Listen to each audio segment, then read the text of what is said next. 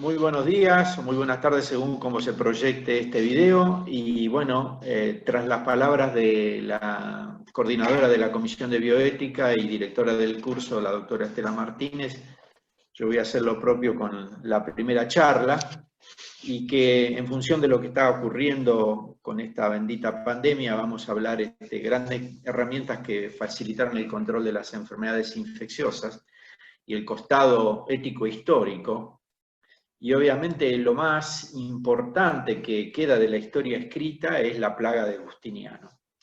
Es algo ahí del 540 que se dio cuando ya estaba el Imperio Romano de Oriente, o sea, ya no tenía nada que ver con la Roma que nosotros estudiamos, sino con el otro lado, con Bizancio, y se considera como la primera epidemia de peste en Europa, y según Procopio, la plaga comenzó en Egipto ese mismo año, y las caravanas de los comerciantes que iban de un lado hacia el otro, bueno, llevaban este bendito germen, ¿no? San Gregorio de Tours dejó un relato de esta peste donde hay detalles médicos y en transmitir la sensación de desesperación de la gente, y gente confundida y aterrorizada, y la respuesta era la oración y la huida, pero se cuenta que algún número importante de personas se arrojaba desde los acantilados antes de que fuera presa de esta bendita peste. Bien, los relatos de esta peste que aparentemente queda dando vuelta por esa zona del mundo más de 100 años, 100, 150 años, con distintos brotes, pero el segundo gran brote se da en la Edad Media, concretamente en 1347, 1348, 1349, y que es la gran peste del siglo XIV. Ahí ven que la gente tiene los ganglios muy agrandados, los miembros gangrenosos, sangrado de la nariz, esputo sanguinolento y hemorragias, y se habla de la peste bubónica y la peste neumónica, y que todo este nombre de peste bubónica llegó hasta nuestro día porque cualquiera de nosotros supimos de este apelativo, ¿no? Fulano de tal es tan malo como la propia peste bubónica. Y había una forma mala, la peor de todas, que era la forma septicémica. Este brote de peste provenía generalmente siempre del Asia Central, y un país que incluso ahora tuvo hace poco un brote de peste fue Mongolia, y siempre en la ruta de la seda. ¿Cómo se contagiaba? Bueno, el microbio que lo ocasiona, que hoy sabemos que es la Yersinia pestis, que también se la llamó Pasteurella pestis, entra a través de la picadura de una pulga infectada, y la pulga se nutre de la sangre nuestra, y perros, ratas, y tenía el patrón bubónico después de un periodo de incubación de 2 a 6 días, donde se multiplican en los ganglios linfáticos. La gente tenía fiebre, dolor de cabeza, dolor de pechos, dificultad para respirar y manchas oscuras en la piel, y después venían estos ganglios grandes, infartados, y quedaban esos fenomenales bubones, y sobrevenía colapso circulatorio, falla orgánica y muerte. Y estas bacterias que obviamente se propagaban por el torrente sanguíneo, ¿no? Bueno, imagínense que tuvimos la peste de 1347, hay otro brote de peste en el norte de Italia en 1630, que para que ustedes tengan una idea, la población de Milán falleció la mitad, y la población de Venecia, que tenía 143.000 habitantes, fallecieron 48.000. De modo que era un azote terrible, ¿no? Bueno, pero el bacilo recién se aísla hacia finales del siglo XIX, y utilizando la muestra que Yersin había enviado al Instituto Pasteur, Emil Roux también prepara un primer suero antiplaga. Es decir, cómo hacer para defendernos de esto, y ahí aparecen los primeros sueros antiplaga, como para que ustedes se imaginen ahora que estamos hablando del plasma de convaleciente, del suero de caballo, de modo que son historias que ya tienen un antecedente importante. Y otro que trabajó mucho sobre esto era un investigador japonés que trabajaba en el Instituto Koch de Berlín, donde había estado quien había descubierto el bacilo de la tuberculosis. Identificó de una forma independiente el bacilo de la peste mientras estudiaba el brote que se había dado en Hong Kong en 1894. Bueno, al principio se lo llama Pasteurella pestis en honor al gran doctor Pasteur, pero después, como parece ser que quien lo había visto por primera vez era un investigador, el tal Yersin, se le cambió el nombre en 1971 y ahora se llama Yersinia, en honor a este investigador. Bueno, ¿cómo venía la historia? Bueno, por acá, por aquella Edad Media, los médicos y los laicos medievales avisoraban que cuando las ratas, los ratones y otros animales que vivían debajo de la tierra salían a la superficie y se lo veía como que si estuvieran borrachos y morían en grandes multitudes, la peste, el brote de peste estaba muy cerca. Y eso se decía que era porque debajo de la tierra había unos vapores nocivos y muy mortales que lo llamaban los miasmas, unos gases muy tóxicos, y por eso estos animales aparecían en la superficie terrestre, porque se sentían intoxicados con eso, y todo hablaba de la teoría más miasmática, ¿no? Y bueno, ¿qué ocurre? Esta rata, piensen ustedes que en esas ciudades de la Edad Media, en esos poblados de la Edad Media, en plena miseria, con calles estrechas, gente hacinada, la rata vivía entre ellos, y la pulga picaba ratas y picaba humanos, iba de un lado para el otro, de modo que la contagiosidad era muy fácil. La ciudad medieval era un lugar sucio, malsano, rodeado de corrales de cerdos, montones de estiércol. La gente vivía, cualquiera que haya visto alguna película que intenta reproducir esa historia se va a dar cuenta rápidamente. Era un sitio compartido entre seres humanos y animales. Y bien, parece ser que la peste de 1347 entra vía desde el Mar Negro y después pasan por Bósforo, por los estrechos, suben por el Adriático y desemboca ahí en Venecia. En 2 años la gran plaga se había extendido por toda Europa, llegando casi hasta Groenlandia. Y el efecto de la peste sobre la iglesia fue profundo, la mortalidad incluso entre el clero que asistía en los hospitales había llegado hasta el 50% entre 1348 y 1349, hasta se ven muertos en la corte del Papa que estaba en Aviñón en aquella época, no en Roma, sino en Francia, y alrededor del 25%. En algunas áreas, monasterios, iglesias y los pueblos eran enteramente abandonados. La gente huía o muchos de ellos habían fallecido, ¿no? Y bien, había también alguna crítica que porque faltaban clérigos se ordenaban algunos sin tener grandes calificaciones y decía, ahora cualquiera tiene las vestiduras de alguien que no le correspondería, ¿no? Y bueno, si la gente quiere ver un poco cómo fue este brote, habría que leer el Decameron de Boccaccio, donde él narra perfectamente lo que fue la peste allí en Florencia, en aquella Toscana del siglo XIV. ¿Qué hacía la gente? Bueno, porque teníamos un costado médico, ético, histórico. Bueno, la notificación es obligatoria. El aislamiento de los enfermos, se quemaba la ropa de cama de los afectados, se cerraban las escuelas y mercados durante la epidemia. Había arresto domiciliario de los sepultureros fuera de servicio, o sea, si no te toca llevar los muertos al cementerio, te quedas en tu casa. Y leyes que prohibían a los médicos abandonar las áreas infectadas para no ir dando a la diseminación. Las familias en cuarentena recibían alimentos y medicinas, pero como siempre los fondos de socorro para pobres había críticas porque eran inadecuados. Y los funcionarios de lo que eran en aquel momento la incipiente salud pública tenían autoridad absoluta en asuntos relacionados con el control de la peste, pero a menudo se dice que los del clero no cumplían tan bien como los funcionarios de la salud pública. Durante esa epidemia las autoridades podían cerrar escuelas, prohibir festivales, juegos, fiestas y bailes, pero generalmente no podían detener asambleas religiosas y procesiones. Y hay un hecho así fenomenal en la peste de 1630 en Milán, para pedir la piedad y la petición a Dios de que terminara con esta peste, se hace una gran procesión y, por el contrario, en lugar de que la peste se detuviera tras esa procesión de 1630 en Milán, los casos de peste son mucho más importantes. Bien, este es un gran proceso que sacudió a la humanidad y que impone las primeras prácticas de aislamiento y da el valor del hospital donde se podía llevar la gente y darle una mínima asistencia. Imagínense que no era tanto porque la peste era rápidamente mortal, pero sí ahí aparecen en los hospitales médicos, clérigos, hermanas de la caridad, ayudando, conteniendo lo que se podía hacer.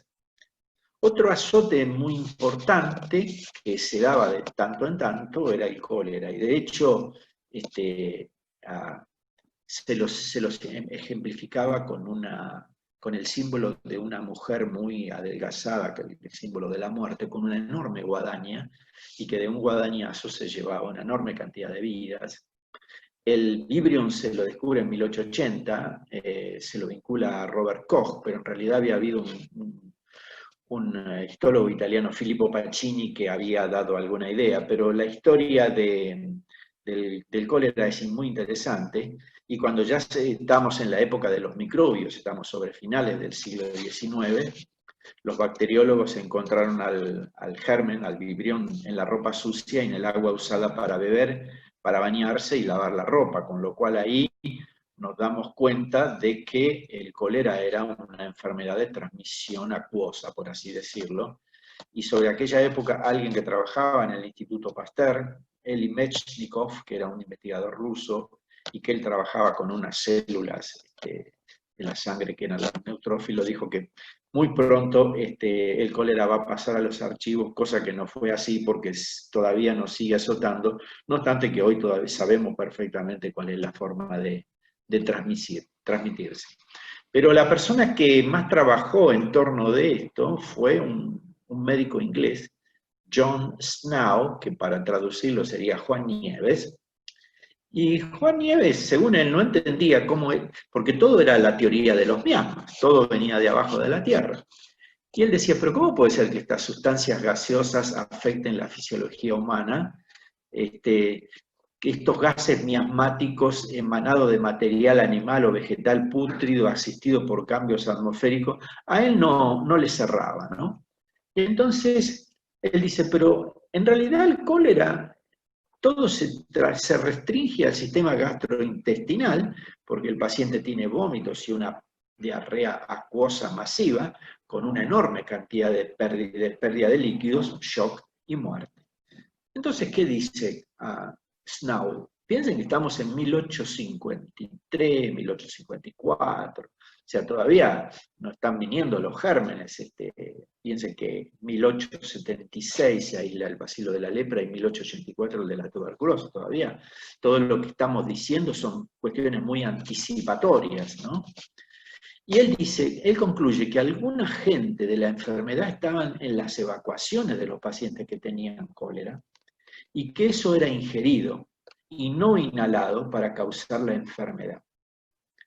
Él dice, el veneno del cólera ha de ser algo vivo y capaz de dejar progenie, argumentando que las 24 a 48 horas durante las cuales la enfermedad se estaba incubando era precisamente cuando la gente se estaba reproduciendo. Y fíjense lo que dicen, el agente debe necesariamente tener algún tipo de estructura, muy probablemente la de una célula. Todo esto unos 30 años de que Koch formulara la teoría de los gérmenes. A veces la historia no es tan justa con algunas personas, porque de John Snow se acuerda mucho menos gente, cuando en realidad el que tiene la idea transgresora de cómo esto se transmite y debe ser necesariamente algún tipo de estructura, probablemente una célula. Y exactamente era una célula, solo que en lugar de ser una célula nuestra, era una célula de una bacteria. ¿Cómo se da cuenta Snow de este tipo de cosas? Bueno, Snow ve los brotes dentro de Londres y lo que él decide hacer es tomar un mapa de Londres y poner alfileres donde se producen los casos. Con lo cual, mirando el mapa, uno veía la concentración de alfileres y veía la agregación de los casos. Y él de esa manera va viendo cómo se da. Él publica la primera idea de cómo se da el cólera en un tratado. En aquel momento no se publicaban trabajos de investigación. Sí, se publicaban, pero generalmente eran más textos, libros. El modo de comunicación de cólera de 1849, que es la primera edición, y hay una segunda edición en los distintos brotes que se daban en aquella época, que tiene que ver contra el brote de 1853 y 1854. Los dos elementos clave de la evidencia fueron el brote cerca de Golden Square, que mató unas 600 personas, y el contraste entre las tasas de mortalidad por cólera en las casas del sur de Londres, donde suministraban aguas de una compañía Lambeth, que tomaba el agua para que la gente la ingiriera. La toma de agua estaba en la parte de arriba del Támesis, cuando entraba a Londres. Mientras que otros lugares, la toma de agua se producía fuente abajo, o sea, piensen ustedes que el Támesis entra en Londres en el rincón superior izquierdo y va saliendo en el inferior derecho. Entonces, ¿de qué se da cuenta Snow? Que las compañías de agua para proveer a los ciudadanos que tomaban el agua en la entrada del Támesis, la gente que tomaba esa agua tenía mucho menos cólera respecto de la gente que tomaba agua provista por una compañía cuya succión del Támesis se daba aguas abajo. Entonces, ¿qué razona Snow? El agua a Londres llega limpia. Alguien la va ensuciando y en la medida que bajamos en el Támesis, esa agua sucia es tomada por otra compañía y termina de contagiar.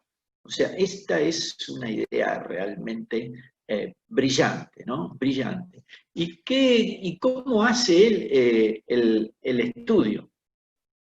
Él se da cuenta que hay una compañía que había movido la toma de agua, y de tomarla del Támesis en la zona del centro de abajo, decide ir a tomar el agua en la zona de arriba de Londres, cuando el Támesis está entrando. Y ahí que se da cuenta, es brillante totalmente, ¿no? Porque ahí hace la comparación, el número de víctimas de cólera cuyas aguas estaban suministradas por dos compañías diferentes, dependiendo de si venía de la toma de la parte de arriba del Támesis o la de abajo. Entonces él dice, durante 1848, 1849, las tasas de mortalidad de las dos compañías fueron las mismas. Pero en 1854, la tasa de Southwark Vauxhall fue entre 8 y 9 meses superior a la de Lambeth. ¿Por qué? Porque aquella seguía tomando en la zona baja, mientras que Lambeth había ido a tomar agua en la entrada del Támesis, con lo cual le daba a sus clientes agua más limpia.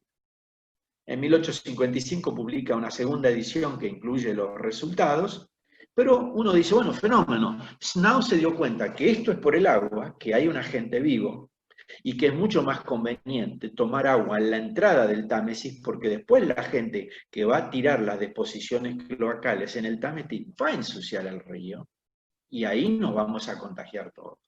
Entonces expone su teoría, publica el libro, y lo llaman al Parlamento a que él hablara de esto. Y en el Parlamento, como se diría hoy, lo gastan brutalmente, probablemente porque John Snow iba en contra de algo que en ese momento era un fenomenal negocio, que eran estas tomas de agua y la provisión de agua para una ciudad. Imagínense que Londres era la ciudad más populosa y económicamente más rica de la Europa del siglo XIX. Pero un argumento que era realmente que a uno le suena irrebatible, la misma revista Lancet, con el editor Thomas Wakely, se sumó a la incredulidad de varios miembros del Parlamento, algo que realmente uno no lo puede entender, porque la demostración era muy buena, es el nacimiento de la epidemiología. Y cuando muere en 1858 John Snow, muere de un accidente cerebrovascular. Lancet dice, este bien conocido médico murió al mediodía del día 16, en su casa en Sackville Street, de un ataque de apoplejía. Sus investigaciones en el cloroformo y otros anestésicos fueron apreciadas por la profesión, porque él fue el primero que le puso anestesia a la reina Victoria en un parto. De modo que Lancet desconoce totalmente lo que Snow acababa de darse cuenta y anunciaba la teoría de los gérmenes. Es algo increíble en la historia de la medicina. Un médico del sistema de salud inglés, John French, lo dijo después. Aunque la crítica temporal haya sido uniformemente contra él, me atrevo a predecir con seguridad que los hechos que han revelado su infatigable sagacidad demostrarán a la posteridad que él fue por lejos el investigador más importante sobre el tema de cólera que haya aparecido. Y efectivamente lo fue. Y no solamente abrió las puertas para entender lo que era el cólera y cómo había que controlar esta historia de las aguas, sino que con la teoría de los gérmenes le dejó picando la pelota en el arco para todos los que después hicieron el gran desarrollo de lo que fue la bacteriología. Y obviamente con este conocimiento él aportaba algo que tenía que ver con pautas de control que por ese momento el mundo, y quizás por alguna cuestión económica, no quiso ver. Y bueno, para poner otra gran plaga, que este era un poco más fácil, hablemos algo de la sífilis. El nombre que llegó hasta nuestros días fue acuñado por Girolamo Fracastoro, un médico italiano, un vero doctor enciclopédico, versado en medicina, matemática, astronomía, geología, y era poeta, que este bueno. Y Girolamo, ¿no? Jerónimo, por así decirlo, publicó en 1530 un poema en 3 partes que llamaba Sífilis sive morbus gallicus, la enfermedad, el mal francés, en el cual se refiere a la historia de un pastor. Él era un poeta, de modo que le dio una figura que no tenía nada que ver, pero bueno. Sífilus se adoraba a un rey mundano y se ganó la maldición del dios Sol, y para castigar a los hombres por tal blasfemia, el Sol lanzó rayos mortales de la enfermedad a la tierra.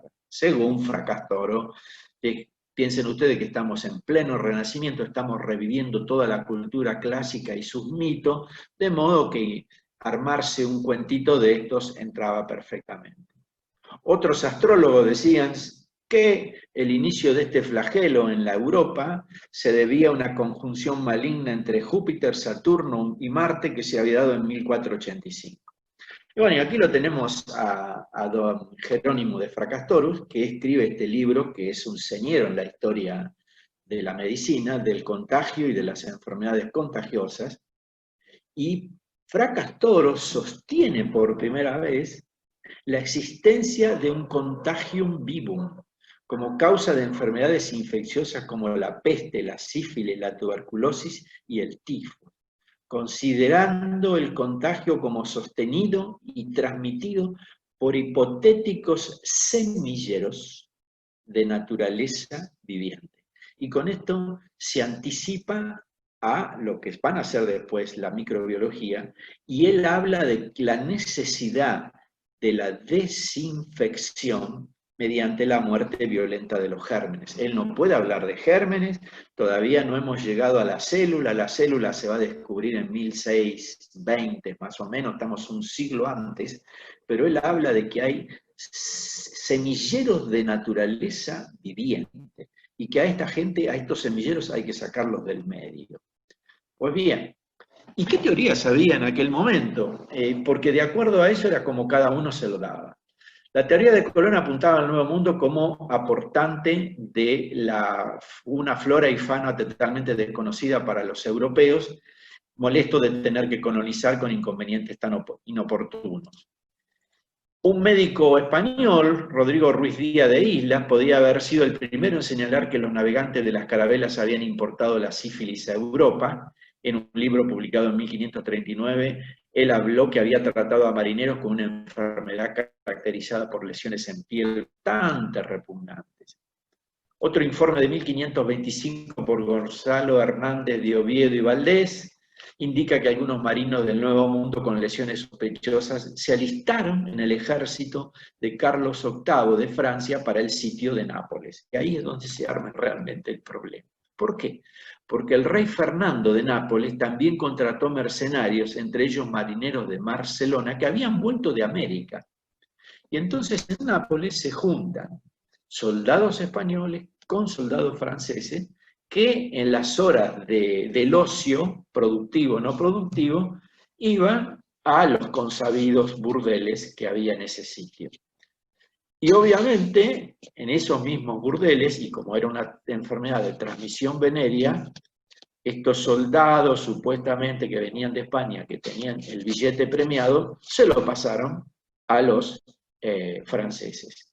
Los franceses dejan Nápoles y emprenden el regreso subiendo por Italia para volver a Francia, y en la medida que van volviendo, van contagiando distintas personas, por lo cual, como era contagiado por soldados franceses, se lo llamó el mal francés o morbus gallicus, lo cual, imagínense, para las conspiraciones chauvinistas, lo que era que se hablara del mal francés.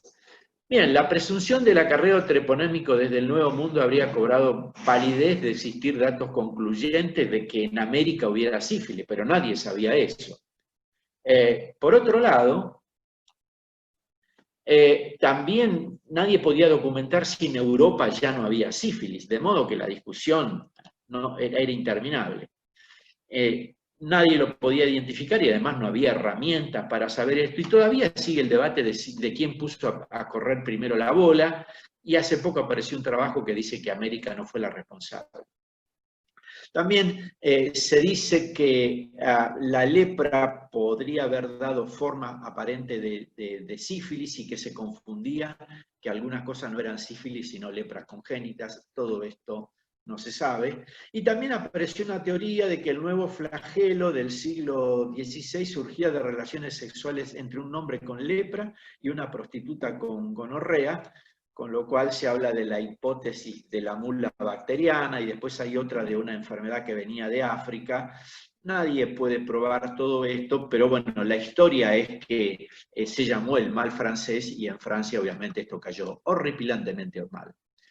Fracastoro creía que la enfermedad podía ser curada por un régimen estrictamente controlado basado en la realización de ejercicios intensos para que se sudara mucho, y con eso desaparecía. Pero de acuerdo al poema que él había escrito, parece ser que la diosa Calirro, que se había apiadado de este pastor que había sido castigado, dice que le recomienda que viajara a una caverna en lo profundo de las entrañas de la tierra, y allí iba a ser curado por las ninfas que lo sumergían en un río de mercurio.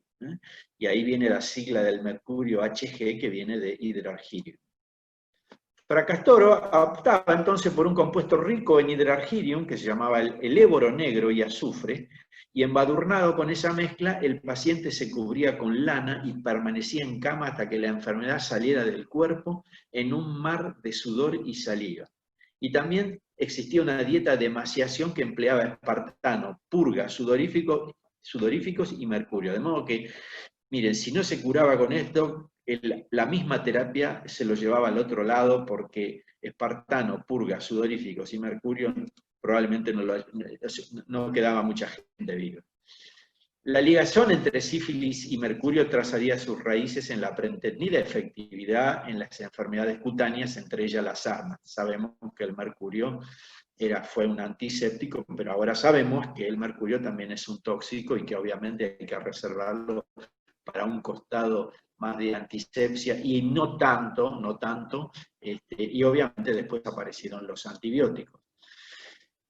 Este flagelo de la historia de la humanidad recién se identifica en el agente causal en 1905, era la espiroqueta, el treponema pallidum, que más tarde se llamó así, pero de entrada se le dijo espiroqueta. Noguchi confirmó el descubrimiento, y en 1906 se empiezan a hacer los diagnósticos de quién tenía, tanto por la identificación de productos que reaccionaban en la sangre contra este agente, o la aislación del germen. Y en 1943 se contó con la base racional para tratar a los pacientes y terminar todo esto. ¿Qué colorario tiene? Pues bien, que tuvimos estas tres grandes plagas: cólera, peste bubónica y sífilis, y cada una de ellas impuso una manera de manejo distinta de acuerdo a lo que se conocía, pero siempre estuvieron en danza las medidas de aislamiento, las medidas de iniciar un tratamiento y obviamente las medidas de poner a esta gente a un costado. La gente con plaga tenía que ser aislada, tenía que ser relegada, quien lo tenía no lo queríamos ni cerca, todo lo que reproduce en este momento. A tal punto fue esto que algunas de las personas que se estaban enfermas, y más que nada en el caso de los pacientes de lepra, tenían que tener colgados del cuello una campanilla, el cencerro. ¿Para qué? Para que mientras ellos caminaban, la campanilla emitía el sonido y los demás estaban alertas de que venía un enfermo para que no se acercara a nadie. Obviamente los médicos tenían una máscara como un pájaro con una nariz muy larga, que eso daba una medida de la distancia en la cual el médico se podía acercar o no acercar para que no pasara esta pestilencia a sí mismo, cosa que sí pasaba, y ustedes han visto las fotos de esas togas muy largas, de esos vestidos de aislamiento.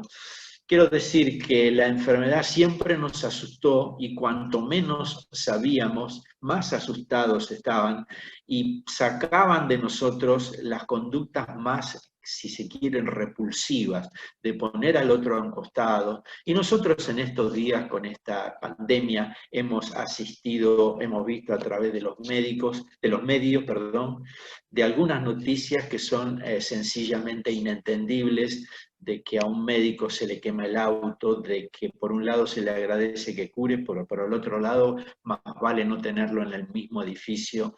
De modo que esta pandemia ha reeditado esos viejos temores y esas viejas historias que están con nosotros, aun cuando ya sabemos demasiado y deberían haber desaparecido.